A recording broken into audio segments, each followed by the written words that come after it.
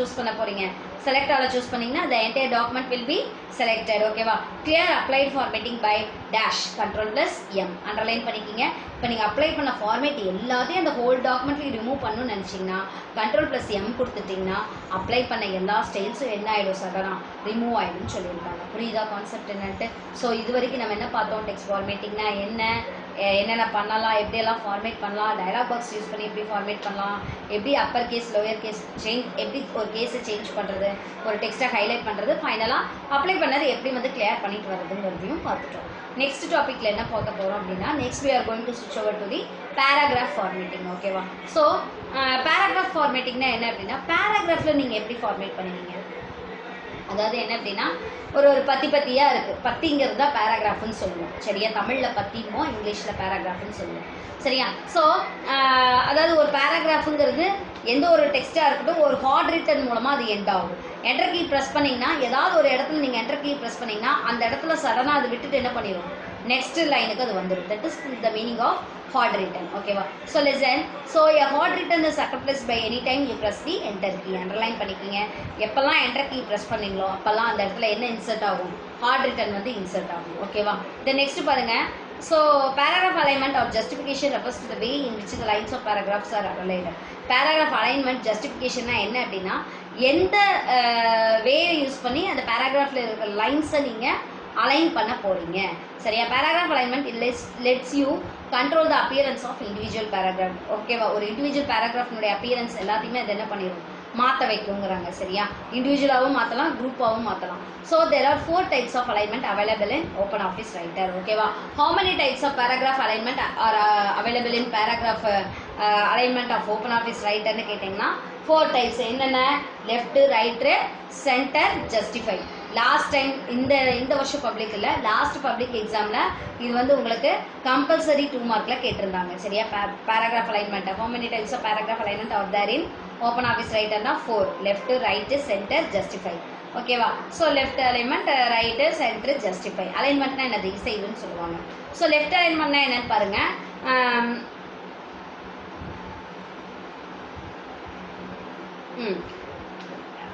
அந்த லெஃப்ட் அலைன்மெண்ட்ல கொடுத்துருக்கிற பாயிண்ட்ஸ்ல லாஸ்ட் பாயிண்ட்ல பாருங்க, this is the default alignment with the paragraph is type. Underline பண்ணிக்கங்க. which one of the following alignment is default in our OpenOffice Writerன்னு கேட்டாங்கன்னா left alignment. ஓகேவா? இப்போ நீங்க ஒரு பேராகிராஃப் டைப் பண்ண ஸ்டார்ட் பண்றீங்க, இன்சர்ஷன் பாயிண்ட் டிஃபால்ட்டா ஸ்க்ரீன்ல எந்த இடத்துல இருக்கும், லெஃப்ட் சைடில் இருக்குமா இல்லை ரைட் சைடில் இருக்குமா? எடுத்தோடனே லெஃப்ட் சைடில் தான் இருக்கும். அதுக்கு பேர் தான் டிஃபால்ட்டுங்கிற மீனிங். இப்போ புரியுதா? டிஃபால்ட்னா என்ன அப்படின்னா, லெஃப்ட் சைட்லேருந்து தான் நம்ம எந்த ஒரு நோட் புக்ஸாக இருக்கட்டும், எந்த இடத்துல நம்ம எழுதினாலும் எப்படி நம்ம கை போகும், இப்படியா போகும், இப்படியா எழுதிட்டு வருவீங்க, இப்படி தான் நீங்கள் எழுதிட்டு வருவீங்க. அப்போ எது டிஃபால்ட் அலைன்மெண்ட்? லெஃப்ட் சைடில் இருக்கிறது தான் உங்களுக்கு டிஃபால்ட் அலைன்மெண்ட். புரியுதா? சரி, அடுத்தது இப்போ வந்து ஒரு பேராகிராஃப் வந்து லெஃப்ட் அலைன்மெண்ட் ஆயிருந்ததுன்னா ரைட் மார்ஜின் எல்லாம் எப்படி இருக்கும், அன்இவனாக இருக்கும், லெஃப்ட் எல்லாம் ஈவனாக இருக்கும். அதுதான் லெஃப்ட் அலைன்மெண்ட். அதே மாதிரி ரைட் அலைன்மெண்ட்னா என்னன்னு பார்த்தீங்கன்னா, ரைட் மார்ஜின் எல்லாம் ஈவனாக இருக்கும், லெஃப்ட் மார்ஜின் எல்லாம் எப்படி இருக்கும், அன்இவனாக இருக்கும். சரியா? அதெல்லாம் ஒரே மாதிரி ஆரம்பிக்கும். இந்த சைடு பார்த்தீங்கன்னா ரேக்டாக இருக்கும் எல்லாமே. சரியா? தென் நெக்ஸ்ட் சென்டர் அலைன்மெண்ட்னா என்னன்னு பாருங்க. எல்லாம் அந்த பேராகிராஃபில் இருக்கிற எல்லா லைன்ஸும் வந்து அந்த பேஜ் சைஸ்க்கு எப்படி வந்துடும், சென்டராக வந்துடும். சரியா? தென் நெக்ஸ்ட் ஜஸ்டிஃபை அலைன்மெண்ட்னா என்ன அப்படின்னா, எப்படின்னா போத் எண்ட்ஸ்லையும், அதாவது லெஃப்ட் ரைட் மார்ஜின்ஸில் எப்படி இருக்குன்னா ஈவனாக அரேஞ்ச் ஆகிருக்கும். Additional space between the words, அதாவது வேர்ட்ஸுக்கு இடையில அடிஷ்னல் ஸ்பேஸையும் இது கொடுக்குறதுக்கு இந்த ஜஸ்டிஃபை அலைன்மெண்ட்டை யூஸ் பண்ணுவோம். சரியா? இப்போ புரிஞ்சுதா? அதை தான் அவங்க தியரியாக கொடுத்துருக்காங்க. நான் உங்களுக்கு எக்ஸ்பிளனேஷனாக சொல்லிட்டேன், நீங்கள் அதை படித்து பார்த்துக்கோங்க. ஓகேவா? ஸோ லிசன், இந்த பேராகிராஃப் அலைன்மெண்ட்டை எப்படி நம்ம அப்ளை பண்ணலான்னு பார்த்தீங்கன்னா கமாண்ட் யூஸ் பண்ணி அப்ளை பண்ணலாம். What is the command use to apply the paragraph alignment means format gives paragraph. Underline பண்ணிக்கிங்க. Format gives paragraph. அதை நீங்கள் இப்போ ஃபார்மேட்டுங்கிற ஆப்ஷனை கிளிக் பண்ணி பேராகிராஃபை சூஸ் பண்ணிங்கன்னா உடனே அந்த டயலாக் பாக்ஸ் ஓப்பன் ஆகிடும். 6.21 ஒரு டயலாக் பாக்ஸ் இருக்கா, அந்த டயலாக் பாக்ஸ் வந்து உங்களுக்கு என்ன ஆகிடும், ஓப்பன் ஆகிடும். அந்த டயலாக் பாக்ஸில் நிறைய icon, the paragraph alignment can also be done by icons using the formatting tool bar. ஓகேவா? பேராகிராஃப் அலைன்மெண்ட்டு நம்ம எதை யூஸ் பண்ணியும் பண்ணலாங்கிறாங்க, ஃபார்மேட்டிங் டூல் பார் யூஸ் பண்ணியும் பண்ணலாம். பாருங்கள், அந்த டூல் பாரில் இருக்கா, அவன் 6.22 இருக்குது. ஒன்று இந்த டயலாக் பாக்ஸ் யூஸ் பண்ணி நீங்கள் என்ன பண்ணுங்கள், அலைன்மெண்ட் பண்ணுங்கள். அப்படி இல்லையா என்ன பண்ணுங்கள், அந்த ஸ்டாண்டர்ட் டூல் பாரில் ஃபார்மேட்டிங் டூல் பாரில் இருக்கிற ஃபஸ்ட்டு இருக்கிறது லெஃப்ட் அலைன்மெண்ட், சென்டர் ஓகேவா, சாரி ஜஸ்டிஃபை ரைட் சென்டர் ஓகேவா. ஸோ இந்த அலைன்மெண்ட்ஸ் யூஸ் பண்ணி நீங்கள் பண்ணிக்கலாங்கிறாங்க சரியா, ஐகான்ஸ் யூஸ் பண்ணி பண்ணிக்கலாங்கிறாங்க சரி. அலைன்மெண்ட் பாருங்கள் டோட்டலாக கொடுத்துட்டாங்க. லெஃப்ட் என்னது லெஃப்ட் மார்ஜின், அதுக்கான ஐகான் ஷார்ட்கட் கீ என்னது Ctrl+N. ரைட்டோட ஆக்ஷன் ரைட் சைடில் அலைன் பண்ணும், ரைட் மார்ஜினில் அலைன் பண்ணும், ஷார்ட்கட் என்னது Ctrl+R. சென்டர்னா என்னது சென்டர் ஆஃப் த பேஜில் நமக்கு எல்லா லைன்ஸும் அலைன் ஆகிடுக்கும், அதுக்கான ஐகான் அதுக்கான ஷார்ட்கட் என்னது Ctrl+E. ஜஸ்டிஃபைனா என்னது எல்லாமே போத் ரைட் அண்ட் லெஃப்ட் மார்ஜினில் எல்லாமே அந்த ரெண்டு எண்ட்லையும் ஈவனாக இருக்கும். தென் நெக்ஸ்ட்டு நடுவில் வேர்டுக்கு பிட்வீனில் ஸ்பேசஸ் வந்து அலர்ட் பண்ணியிருக்கோம், அதுக்கான ஷார்ட்கட் என்னது Ctrl+J ஓகேவா. அப்போ ஷார்ட்கட்டும் கொடுத்துட்டாங்க. ஒன்று நீங்கள் கமாண்டை யூஸ் பண்ணி டயலாக் பாக்ஸில் போய் நீங்கள் என்ன பண்ணிக்கலாம், அதுலேயும் கொடுத்துருக்கான் பாருங்கள் options left right centre justify இப்படியும் பண்ணலாம். அப்படி இல்லைன்னா நீங்கள் ஃபார்மேட்டிங் டூல் பாரில் போய் அந்த டூல் பாரில் இருக்கிற ஐகான்ஸ் யூஸ் பண்ணலாம். அப்படி இல்லைன்னா ஷார்ட்கட் கீஸ் கீழே டேபிள்குள்ளே ஷார்ட்கட் கீஸ் கொடுத்துருக்கானா, இந்த 3 வழியில் எதை யூஸ் பண்ணி வேணாலும் யூ கேன் ஃபார்மேட் யுவர் பேராகிராஃப்ஸ்ன்னு கொடுத்துருக்காங்க. ஸோ பாருங்கள் an example showing all the 4 paragraph alignment ஓகேவா. எக்ஸாம்பிளாக அந்த பாக்ஸ்குள்ளே பாருங்கள் 4 paragraph alignment பண்ணிங்கன்னா இப்படி இருக்குன்னு கொடுத்துருக்காங்க.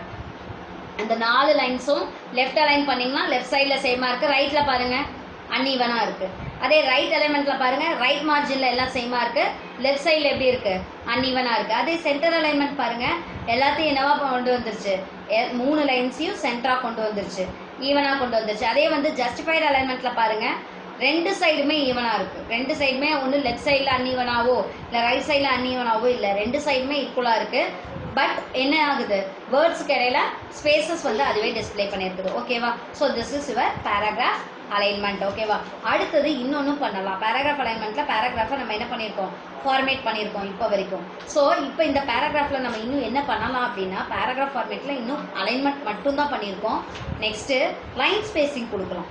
லைனுக்கு ஃபஸ்ட் லைன் செகண்ட் லைன் அதுக்கடையில் நம்ம சொல்லுவோம்ல சின்ன கேப் கொடுங்க. நீங்கள் இப்போ ஒன்றும் இல்லை ஏதாவது ஒரு இந்த இன்ஸ்டியூட்டில் போய் ப்ரெஸ்ஸில் அந்த மாதிரியெல்லாம் நீங்கள் என்ன கேட்பீங்க, எனக்கு இந்த மாதிரி பத்திரிக்கை வேணும், இதுக்கு கீழே இந்த பெருசாக இது கொடுங்க, இதுக்கு இடம் கொடுங்க, நடுவில் பிக்சர் கொடுங்க அப்படின்லாம் கேட்குறீங்களா, கேப் வேணும் அப்படின்னு கேட்குறீங்க. ஃபஸ்ட்டு 2 லைனுக்கு இடையில எனக்கு பெரிய கேப் வேணும் இல்லை சின்ன கேப் வேணும் அப்படின்னு சொல்கிறீங்க. ஸோ அதை தான் லைன் ஸ்பேசிங் கொடுக்குறதுன்னு பாருங்க. பேராகிராஃப் ஃபார்மேட்டில் பேராகிராஃபை அலைன் பண்ணதை பார்த்துட்டோம் சரியா. நெக்ஸ்ட் என்ன கொடுக்க போகிறோம், லைன் ஸ்பேசிங் எப்படி கொடுக்குறதுன்னு பார்க்க போகிறோம். So listen so which is determines the amount of vertical space between lines of text in the paragraph na line spacing ஓகேவா. அதாவது ஒரு பேராகிராஃப்ல லைன்ஸ் ஆஃப் டெக்ஸ்ட் கடையில் ஒரு வெர்டிக்கல் ஸ்பேஸ் கொடுக்கறதுக்கு எது யூஸ் பண்ணுறோம், லைன் ஸ்பேசிங்கை நம்ம யூஸ் பண்ணுறோம் சரியா. By default lines are dash single spaced 1ல இருக்கும். டிஃபால்ட் ஸ்பேசிங் லைன் ஸ்பேசிங் என்னது 1, தட் மீன்ஸ் சிங்கிள் ஓகேவா. ஸோ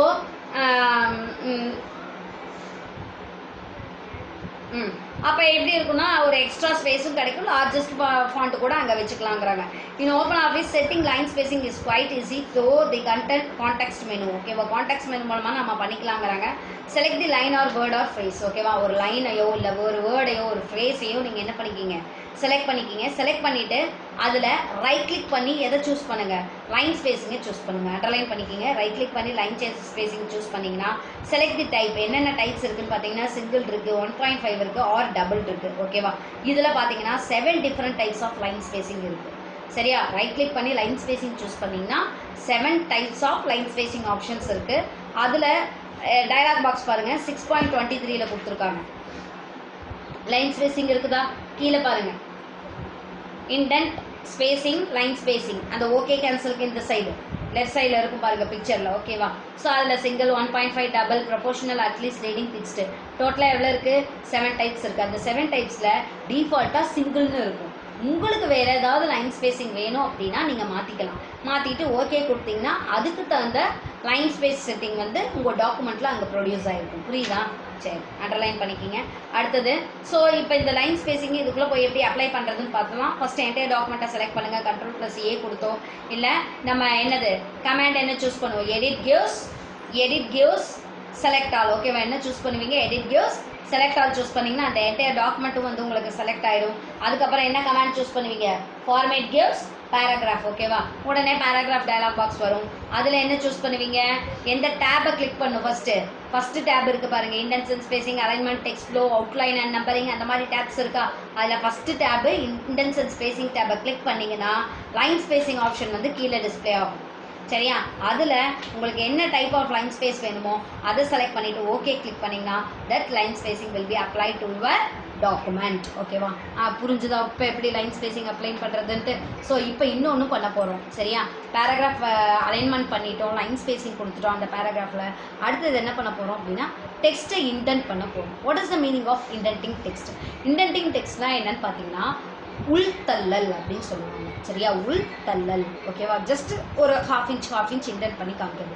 ஒரு பேராகிராஃபை என்றைக்குமே நம்ம என்ன பண்ணுவோம், எல்லாருமே அந்த மார்ஜின் ஒட்டி எந்த பேராகிராஃபையும் ஸ்டார்ட் பண்ண மாட்டோம். ஜஸ்ட்டு கொஞ்சம் தள்ளி ஸ்டார்ட் பண்ணுவோம். அந்த தள்ளி ஸ்டார்ட் பண்ணுற பார்த்தீங்களா, அதுக்கு பேர் தான் என்னன்னு சொல்லுவாங்கன்னா இன்டென்டிங் அப்படின்ட்டு சொல்லுவாங்க. சரியா? So listen. பேட்டரி இல்லையா?